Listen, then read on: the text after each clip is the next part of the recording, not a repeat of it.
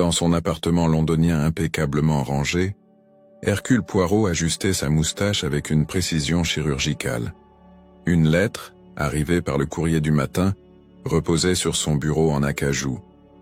L'enveloppe, ornée d'un sceau en cire rouge, portait une écriture élégante mais inconnue. Intrigué, Poirot brisa le sceau et déplia le papier. L'invitation, signée par un certain Lord Archibald Rutherford, l'enjoignait de se rendre à Rutherford Hall pour une affaire délicate, une question de vie ou de mort, précisait la missive. Poirot, toujours attiré par les énigmes, sentit ses petites cellules grises s'éveiller. Il murmura, en caressant sa moustache, « Mon cher Hastings, il semble que l'aventure frappe à nouveau à ma porte. » Le train pour le Yorkshire sifflait dans la brume matinale lorsque Poirot monta à bord, son pardessus soigneusement plié sur le bras.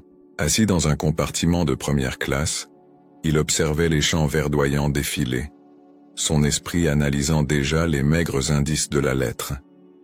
Lord Rutherford, un collectionneur de pierres précieuses, était réputé pour sa discrétion. Pourquoi un homme aussi réservé ferait-il appel à un détective belge? Poirot sortit son carnet et nota « Secret. Diamant. Danger ». La vapeur du train dansait comme un voile sur ses pensées. « Mes petites cellules grises au travail », se dit-il, fermant les yeux pour mieux réfléchir.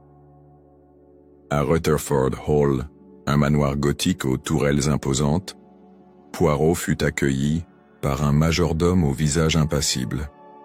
L'intérieur, richement décoré de tapisseries et de lustres en cristal, exsudait une opulence ancienne.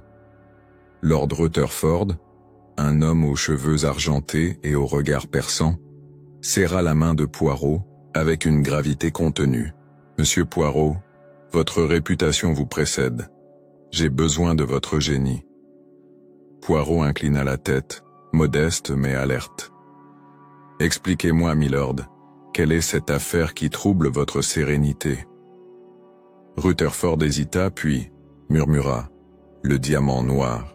Il est maudit. » Le salon où ils s'installèrent était dominé par un portrait de Lady Rutherford, disparue 10 ans plus tôt. Rutherford révéla que le diamant noir, une gemme légendaire, avait été volé, la veille lors d'un dîner. Pire, une tache de sang maculait la vitrine où il était exposé. Pas de corps, pas de traces, mais ce sang... Poirot, les mains croisées sur son ventre, écoutait avec une intensité féline.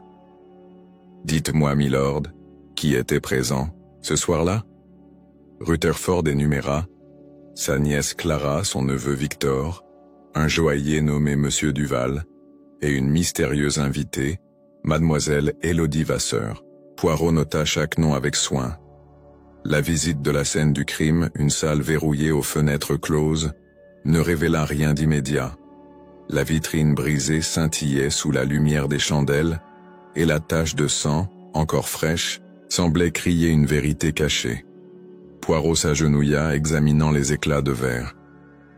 Pas de traces d'effraction, intéressant. Il se releva, tapotant son mouchoir contre ses lèvres. « Milord, je dois interroger vos invités. La vérité, elle se cache dans les détails. » Rutherford acquiesça, mais son regard trahissait une peur profonde. Poirot, imperturbable, savait que le mystère ne faisait que commencer. Clara Rutherford, une jeune femme à la beauté froide, fut la première interrogée. Assise dans la bibliothèque, elle triturait un mouchoir brodé. « Je n'ai rien vu, monsieur Poirot. J'étais avec Élodie, nous discutions mode. » Son ton trop parfait sonna faux aux oreilles de Poirot. « Mademoiselle, votre oncle croit en une malédiction. Et vous ?» Clara haussa les épaules, mais ses yeux s'assombrirent. « Des sottises. » Poirot sourit, notant mentalement cette réticence. « La vérité, mademoiselle, est comme un diamant. Elle brille, mais seulement sous la bonne lumière. » Victor, le neveu, était l'opposé de Clara. Impulsif, presque arrogant. Il fumait une cigarette dans le jardin d'hiver, ses doigts tachés d'encre. « Ce diamant » Une obsession? De mon oncle. Moi je m'en moque. Poirot, observant les cendres tombant sur le sol, demanda « Où étiez-vous au moment du vol ?» Victor ricana. « Dans ma chambre, à écrire. Demandez au majordome. » Poirot hocha la tête, mais son esprit enregistrait chaque incohérence. Un alibi, monsieur, n'est solide que s'il est vérifiable. Monsieur Duval, le joaillier, était un homme nerveux, ses lunettes glissant sur son nez. Dans le bureau de Rutherford, il bégaya. « Le diamant noir est unique, monsieur Poirot. Sa valeur est inestimable. » Poirot, jouant avec sa canne, demanda « Et sa malédiction ?» Duval pâlit. « Des légendes, mais ce sang... » Poirot plissa les yeux. « Vous semblez troublé, monsieur. Avez-vous vu quelque chose ?» Duval secoua la tête trop vite. Poirot sourit. La peur, elle trahit souvent les secrets. Enfin, mademoiselle Élodie Vasseur, une femme énigmatique aux yeux d'émeraude, entra dans le salon. Sa robe de soie bruissait comme un murmure. « Monsieur Poirot, je ne suis qu'une invitée, une amie de Clara. Ce vol est affreux. » Sa voix, douce comme du velours, cachait une force. Poirot, charmé mais méfiant, inclina la tête. « Mademoiselle, tout le monde ici a un rôle dans ce drame. Quel est-ce le vôtre ?» Élodie sourit, un éclat fugace dans les yeux. Poirot sut, alors que le diamant noir n'était que le début. Le lendemain matin, Poirot se promenait dans les jardins de Rutherford Hall, où les roses s'épanouissaient malgré l'air frais. Son esprit, méthodique, classait les indices comme un horloger assemble une montre. Le sang sur la vitrine n'était pas humain, avait révélé une analyse rapide. Du sang animal, peut-être de bœuf, murmura-t-il, perplexe. Cette mise en scène suggérait un esprit théâtral, mais dans quel but? Mes petites cellules grises, elles dansent autour de la vérité, dit-il à voix haute, ignorant le regard curieux d'un jardinier. Dans la salle à manger, le petit déjeuner était tendu. Clara évitait le regard de Victor qui tapotait nerveusement sa cuillère. Duval, silencieux, fixait son thé tandis qu'Élodie, sereine, complimentait la porcelaine. Poirot, observant depuis le seuil, nota chaque geste. « Mes amis, dit-il en entrant, ce vol n'est pas un simple larcin. Il est un message. » Tous se figèrent. Rutherford, à la tête de la table, demanda « Que voulez-vous dire, monsieur Poirot ?» Poirot sourit. « Quelqu'un ici joue un jeu dangereux. » L'interrogatoire reprit dans l'après-midi, cette fois dans le salon de musique où un piano à queue dominait la pièce. Clara, interrogée à nouveau, révéla un détail. Elle avait entendu un bruit, comme un verre brisé, vers minuit. « Pourquoi ne pas l'avoir mentionné hier ?» demanda Poirot, son ton poli mais tranchant. Clara rougit. « J'avais peur. » Poirot hocha la tête, mais son esprit enregistrait « peur ou mensonge ?» La vérité, mademoiselle, est comme une mélodie. Elle ne peut être cachée longtemps. Victor, convoqué ensuite, était plus agité. « Vous perdez votre temps. Poirot. Ce diamant n'en vaut pas la peine. » Poirot, caressant sa moustache, demanda « Et pourtant, vous semblez nerveux, monsieur. Une dette, peut-être ?» Victor blêmit, puis se ressaisit. « Absurde. » Poirot nota mentalement.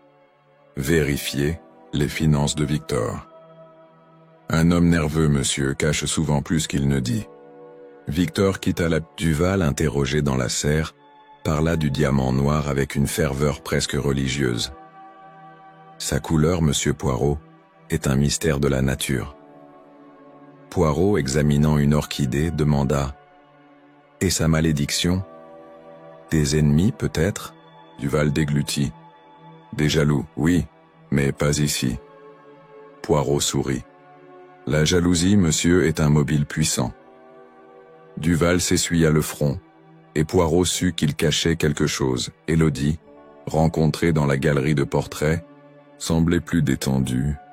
Elle admirait une peinture de Lady Rutherford. « Elle était belle, n'est-ce pas ?»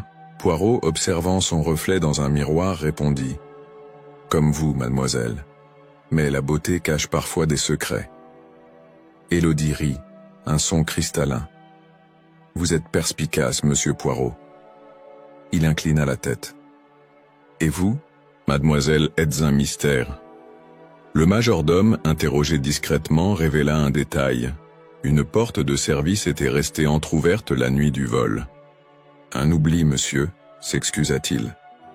Poirot, tapotant sa canne, murmura « Ou une intention ?»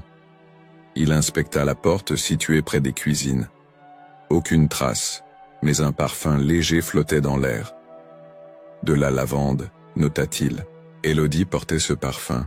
Coïncidence ? Hercule Poirot ne croit pas aux coïncidences, se dit-il.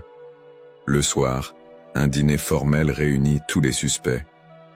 Poirot, élégant dans son smoking, observait les interactions.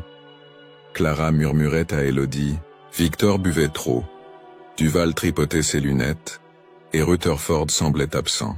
Poirot leva son verre. À la vérité, mes amis, qui ne restera pas caché. Un silence pesant suivit. Quelqu'un, il le savait, tremblait sous son masque. Avant de se retirer, Poirot examina les archives de Rutherford Hall, conservées dans une pièce poussiéreuse. Un article jauni mentionnait la disparition de Lady Rutherford, liée à une querelle autour du diamant noir. « Intéressant », murmura-t-il, refermant le dossier. La malédiction peut-être n'était qu'une façade. Demain, mes petites cellules grises révéleront davantage, dit-il, éteignant la lampe. L'aube peignait le ciel de rose lorsque Poirot, déjà réveillé, analysait ses notes. Le parfum de lavande, la porte entr'ouverte, le sang animal. Chaque indice était une pièce d'un puzzle. Il décida d'explorer les quartiers des domestiques, souvent négligés. Une femme de chambre, nerveuse, admit avoir vu Élodie près de la porte de service. « Elle cherchait de l'air, monsieur. » Poirot sourit. « Ou autre chose, peut-être. » Il nota.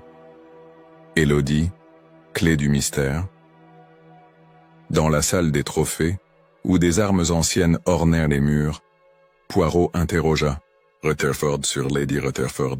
Elle aimait le diamant noir, mais il l'obsédait, confia-t-il. Poirot, examinant un poignard serti de rubis, demanda « Sa disparition était-elle liée à la gemme ?» Rutherford détourna les yeux. « Je l'ignore. » Poirot, imperturbable, savait que le passé pesait sur le présent. Le passé, milord, parle toujours. Clara, rencontrée dans l'orangerie, semblait plus fragile. Je déteste cet endroit, monsieur Poirot, trop de secrets. Il lui tendit un mouchoir. Parlez, mademoiselle. Les secrets sont lourds. Elle avoua que Victor avait des dettes de jeu. Il a menacé mon oncle. Poirot hocha la tête. Merci, mademoiselle. La vérité commence à briller. Victor, il le savait, était un maillon faible. Victor, confronté dans l'écurie, explosa. Vous m'accusez, Poirot ? Je n'ai rien fait. Poirot, caressant un cheval, répondit calmement. Vos dettes, monsieur, parlent plus fort que vous. Victor serra les poings, puis s'éloigna. Poirot nota, mobile financier, colère. Un homme désespéré et dangereux, murmura-t-il, observant la poussière soulevée par les sabots. Duval, dans la cave à vin, révéla un détail crucial. Il avait expertisé le diamant noir avant le dîner. Il était authentique, mais quelque chose clochait. Poirot, flairant une piste, demanda « Quoi, précisément ?» Duval hésita. Sa couleur, trop parfaite. Poirot plissa les yeux. Un faux, peut-être ? Duval s'étrangla. Impossible. Mais Poirot savait que l'impossible était souvent probable. Élodie, croisée dans le labyrinthe de haies, jouait avec un éventail. « Vous me suivez, monsieur Poirot ?» Il sourit. « Je cherche la vérité, mademoiselle. »« Et vous ?» Elle rit. « Je m'amuse. » Poirot, fixant ses yeux, demanda. « Et la porte de service, cette nuit-là » Élodie haussa les épaules. Une promenade. Poirot nota.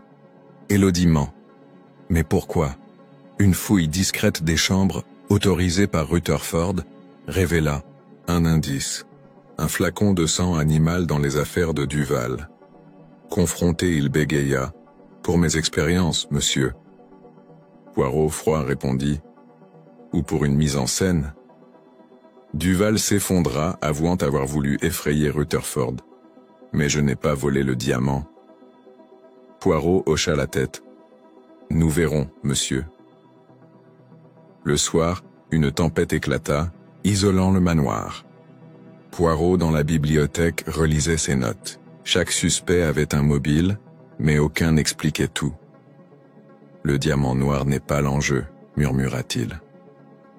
Une idée germa. Et si le vol était une distraction? Il ferma son carnet. Demain, Hercule Poirot frappera. Un cri perça la nuit. Poirot, alerté, trouva Clara en larmes dans le couloir. Quelqu'un était dans ma chambre. Une fouille rapide révéla une plume noire sur son lit, symbole de la malédiction. Poirot, calme, murmura « La peur est une arme. » Mais Hercule Poirot n'a pas peur. Le lendemain, Poirot convoqua tous les suspects dans le grand salon. La pluie martelait les vitres, amplifiant la tension. « Mes amis, dit-il, le diamant noir n'a jamais quitté ce manoir. » Des murmures s'élevèrent. Rutherford pâlit. « Que voulez-vous dire ?» Poirot, théâtral, répondit « Le vol était une illusion. Le vrai crime est ailleurs. » Ses yeux scrutaient chaque visage, cherchant une fissure. Il révéla le sang animal, accusant Duval de mise en scène. « Mais vous n'êtes pas le voleur, monsieur. » Duval, soulagé, s'effondra. Poirot se tourna vers Victor. « Vos dettes, monsieur, vous rendèrent désespéré. Avez-vous agi ?» Victor protesta, mais ses mains tremblaient. Poirot sourit. « Pas encore, mais vous y pensiez. » Clara, nerveuse, avoua avoir vu Élodie avec un objet brillant la nuit du vol. Élodie rit. « Un bijou, rien de plus. » Poirot, implacable, demanda. « Alors pourquoi mentir sur la porte? De service ?» Élodie se tut, son sourire vacillant. Poirot savait quelle était la clé. « Mademoiselle, votre jeu est fini. » Une fouille du manoir organisée par Poirot localisa le diamant noir dans une boîte cachée sous le lit d'Élodie. Confrontée, elle éclata de rire. « Bravo, monsieur Poirot, mais ce n'est pas ce que vous pensez. » Elle révéla être une détective privée, engagée par un rival de Rutherford pour tester sa sécurité. Le sang? Une distraction. Poirot, impressionné, inclina la tête. « Mais vous avez trop joué, mademoiselle. » Rutherford, furieux, exigea des explications. Élodie montra une lettre prouvant son mandat. Poirot, examinant le document, nota une incohérence. La signature était fausse. « Mademoiselle, vous n'êtes pas celle que vous prétendez. » Élodie pâlit. Poirot révéla. Elle était la fille illégitime de Lady Rutherford, cherchant à venger sa mère. Le diamant était son héritage. Victor, acculé, avoua avoir aidé Élodie par chantage. Elle savait pour mes dettes. Clara, en larmes, confessa avoir couvert Élodie par amitié. Duval, honteux, admit avoir suspecté un faux diamant mais gardé le silence. Poirot, satisfait, déclara « La vérité, mes amis, est toujours simple quand on l'observe. » Rutherford, ému, promit de reconnaître Élodie comme sa nièce. Le diamant noir rendu retrouva sa vitrine. Poirot, ajustant son chapeau, dit « Le crime, milord, est souvent une affaire de cœur. » Il salua, prêt à partir. « Hercule Poirot n'échoue jamais, » murmura-t-il, souriant. Dans le train de retour, Poirot relisait ses notes. Chaque détail, chaque mensonge avait trouvé sa place. Mes petites cellules grises, elles sont infaillibles, dit-il à un passager curieux. Londres approchait, et avec elle, une nouvelle énigme, sans doute. Poirot ferma les yeux, savourant le triomphe. À Rutherford Hall, la paix revenait, mais les ombres du passé persistaient. Élodie, libre, contemplait le diamant. « Pour toi, mère », murmura-t-elle. Poirot, loin, ignorait ce vœu. Mais son instinct, aiguisé, savait que le diamant noir parlerait encore. De retour à Londres, Poirot reçut une lettre d'Élodie, le remerciant pour sa clémence. « Vous avez vu la vérité, monsieur, mais pas toute l'histoire. » Intrigué, il rangea la lettre dans son bureau. Le diamant noir, bien que rendu, semblait encore murmurer. « Une affaire n'est jamais close tant que le cœur bat », murmura-t-il, caressant sa moustache. Une visite surprise de Rutherford, arrivée en ville, éclaircit les choses. « Élodie est ma nièce, mais elle refuse mon aide. » Poirot, sirotant un tisane, demanda « Et le diamant ?» Rutherford soupira. « Elle veut le vendre. » Poirot plissa les yeux. « Une vente, milord, attire les vautours. » Il promit de surveiller. Un joaillier londonien, monsieur Lefebvre, contacta Poirot. « Le diamant noir est chez moi, monsieur. » Mais j'ai des doutes. Poirot, dans l'atelier encombré de gemmes, examina la pierre. « Trop parfaite encore, » murmura-t-il. Lefebvre avoua. Un acheteur anonyme offrait une fortune. Poirot sourit. « La cupidité, monsieur, est une vieille amie du crime. » Une filature discrète mena Poirot à un hôtel discret où Élodie rencontrait un homme encapuchonné. Caché derrière un journal, Poirot nota leur échange tendu. « La pierre maintenant », grogna l'homme. Élodie refusa, pas sans garantie. Poirot, intrigué, suivit l'homme. Un visage familier. Victor. « Toujours les dettes », soupira Poirot. Confronté, Élodie avoua vouloir vendre un faux diamant pour piéger Victor. « Il a trahi ma mère. » Poirot, admiratif, répondit « Votre plan est audacieux, mademoiselle, mais dangereux. » Il proposa une alternative, tendre un piège avec la police. Élodie accepta à contre-cœur. « Vous êtes rusé, monsieur Poirot. » Le piège, organisé dans une salle des ventes, fonctionna. Victor, arrêté en tentant d'acheter le faux, avoua tout. Il avait volé le vrai diamant des années plus tôt, causant la ruine de Lady Rutherford. Élodie, en larmes, serra la main de Poirot. « Merci. » Il inclina la tête. « La justice, mademoiselle, est ma passion. » Rutherford, informé, rendit le vrai diamant à Élodie. « C'est ton héritage. » Elle choisit de le donner à un musée. Poirot, présent à la cérémonie, applaudit. « Une fin noble, mademoiselle. » Elle sourit. « Grâce à vous. » Poirot, modeste, murmura. « Non, grâce à la vérité. » Dans son appartement, Poirot classa le dossier. « Une belle affaire, » dit-il à son miroir. Mais une nouvelle lettre, anonyme, l'attendait. Le diamant noir n'oublie pas. Poirot fronça les sourcils. « Mes petites cellules grises, au travail, » murmura-t-il, prêt pour la suite. Londres, sous la pluie, semblait attendre. Poirot, dans son pardessus, marcha vers l'inconnu. Le diamant noir, peut-être, n'avait pas fini de briller. Une semaine plus tard, Poirot reçut un appel urgent de Scotland Yard. Un meurtre lié au diamant noir avait eu lieu dans un entrepôt. Intrigué, il se rendit sur place, son parapluie, défiant la bruine. Le corps, celui d'un contrebandier connu, portait une plume noire. « Toujours ce symbole », murmura Poirot, examinant la scène. L'entrepôt sombre et humide sentait le moisi. Poirot trouva un reçu signé « Vasseur ». Élodie ? Il téléphona à Rutherford Hall. Élodie, en voyage, était injoignable. Pas de conclusion hâtive, se dit-il, notant l'indice. Le contrebandier, selon la police, trafiquait des gemmes volées. Le diamant noir peut-être, un témoin, un docker nerveux, parla d'une femme aux yeux verts. Elle parlait français. Poirot, caressant sa moustache, murmura Élodie, encore vous? Il localisa son hôtel à Londres, un établissement modeste. Élodie, surprise, nia tout. Je suis ici pour affaires, monsieur Poirot. Il sourit. Les affaires, mademoiselle, ou la vengeance? Une fouille de sa chambre révéla des lettres codées. Décryptées, elles pointaient vers un réseau de contrebande lié à Lady Rutherford. Votre mère, mademoiselle, était-elle impliquée? Élodie pâle avoua. Elle a été piégée. Poirot hocha la tête.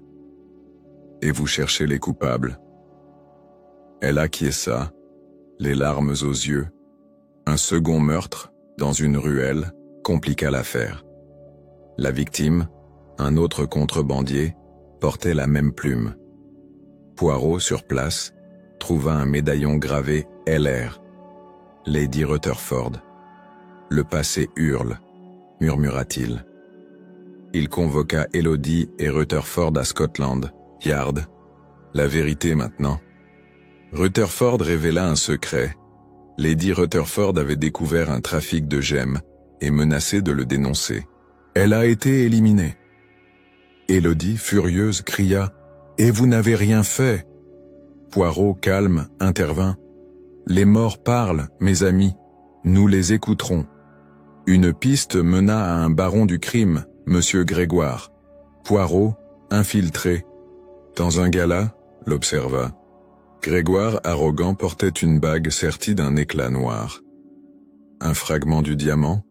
murmura Poirot. Il tendit un piège, utilisant Élodie comme appât. Grégoire mordit, avouant le meurtre de Lady Rutherford. Arrêté, Grégoire jura vengeance. Élodie, libérée de son fardeau, remercia Poirot. « Vous avez rendu justice à ma mère. » Il inclina la tête. « Hercule Poirot sert la vérité, mademoiselle. » Le diamant noir au musée brillait sous verre, enfin apaisé. Mais une plume noire glissée sous la porte de Poirot le troubla. « L'affaire continue, » murmura-t-il, rangeant l'indice. Ces petites cellules grises, toujours en alerte, attendaient le prochain défi. Poirot, réveillé par un cauchemar, relut la plume noire. Un message codé gravé dans l'encre mentionnait « Minuit, Dox ».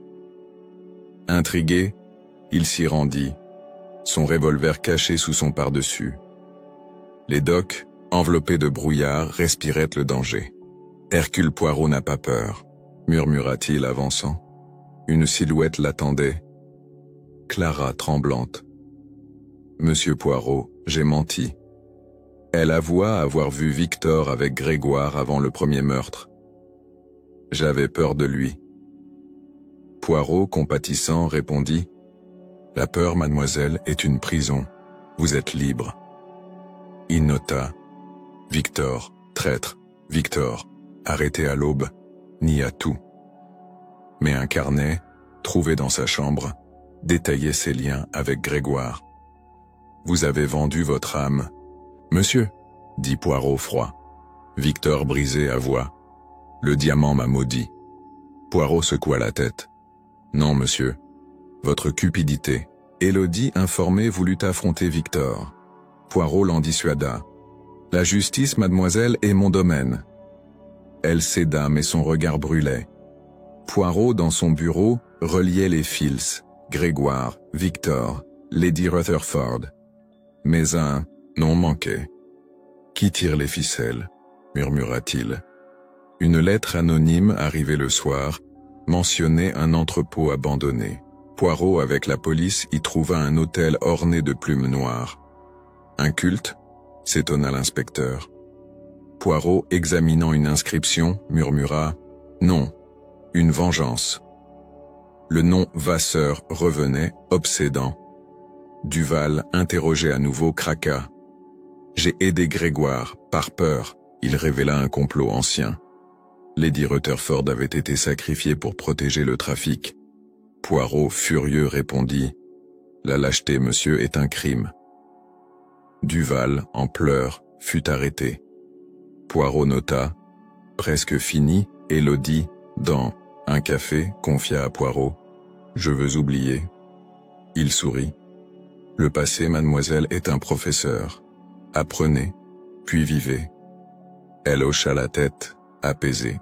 Poirot, en partant, sentit un regard sur lui. Quelqu'un observe, murmura-t-il, alerte. Le soir, un colis arriva. Une réplique du diamant noir, avec une note. La malédiction vit.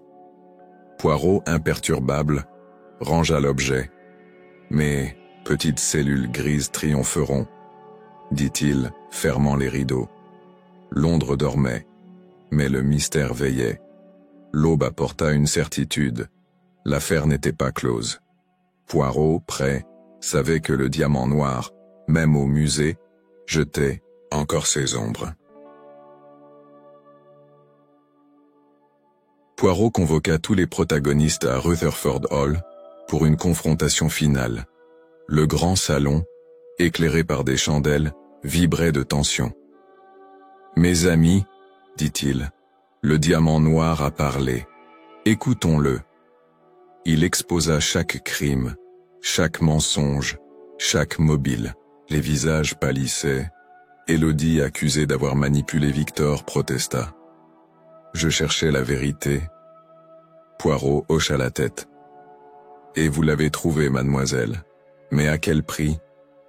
Il se tourna vers Clara. « Vos silences, mademoiselle, ont failli tout détruire. » Clara, en larmes, s'excusa. Victor, menotté, ricana. « Vous ne savez rien, Poirot. » Mais Poirot, brandissant le carnet, le réduisit au silence. « Tout est ici, monsieur. » Rutherford, brisé, murmura « Ma famille est maudite. » Poirot, compatissant, répondit « Non, milord, elle est humaine. » Duval, libéré sous caution, avoua un dernier détail. Un second diamant caché par Lady Rutherford. Poirot, intrigué, organisa une fouille. Dans une cheminée, un écrin révéla une gemme identique. « Le vrai diamant noir, » murmura-t-il. Élodie, émue, le toucha. « Pour ma mère. » La police, alertée, arrêta un dernier complice. Le majordome, payé par Grégoire. « La cupidité, toujours, » soupira Poirot. Rutherford, reconnaissant, offrit le diamant à Élodie. « C'est à toi. » Elle refusa. « Au musée, avec l'autre. » Poirot approuva. Sage décision. Le soir, un banquet scella la paix. Poirot, levant son verre, dit « À la vérité qui libère. » Tous sourirent, sauf Victor absent. Élodie, à ses côtés, murmura « Merci, monsieur Poirot. » Il inclina la tête. Hercule Poirot ne fait que son devoir. Dans le « Train pour Londres », Poirot relut la note anonyme. La malédiction vit. Un frisson le parcourut. « Pas pour longtemps », murmura-t-il, fermant son carnet. Ses petites cellules grises infatigables attendaient le prochain défi. À Rutherford Hall, le diamant noir, sous verre, brillait. Élodie, seule, le contempla. « Repose, mère, » dit-elle. Le manoir enfin trouva le silence. Mais à Londres, une plume noire glissée dans le courrier de Poirot promettait un autre mystère. Il sourit. Que l'aventure continue. De retour à son appartement, Poirot classa ses notes avec soin. Chaque indice, chaque révélation formait un tableau parfait. Mais la plume noire, toujours là, le narguait. « Un dernier fil à tirer », murmura-t-il, examinant l'objet sous une loupe. Une inscription presque invisible mentionnait « Paris ». Un voyage à Paris s'imposa. Dans un hôtel élégant, Poirot rencontra un antiquaire, Monsieur Dubois, expert en gemmes maudites. « Le diamant noir, monsieur, a des jumeaux », révéla-t-il. Poirot, intrigué, demanda « Où sont-ils » Dubois sourit. « Partout. Et nulle part. » Poirot nota « Cherchez les copies. » Une piste mena à un marché noir, où un faux diamant circulait. Poirot, déguisé, infiltra une vente aux enchères. Une femme voilée enchérissait. Ses yeux verts le frappèrent. « Élodie » murmura-t-il. « Non, une inconnue. » Elle disparut avec la gemme. Poirot, frustré, jura de la retrouver. Un informateur, dans un café, parla d'un culte vouant un culte au diamant noir. Il croit qu'il porte l'âme des morts. Poirot, sceptique, répondit « La superstition, monsieur, est l'ennemi de la raison. » Mais il nota « Culte, plume noire ». Le puzzle grandissait. À Londres, Élodie, contactée, jura ignorer le culte. Mais ma mère en parlait. Poirot, dans son bureau, relia les indices. Lady Rutherford, le culte, les plumes. Un fil conducteur, murmura-t-il. Une lettre de Rutherford confirma.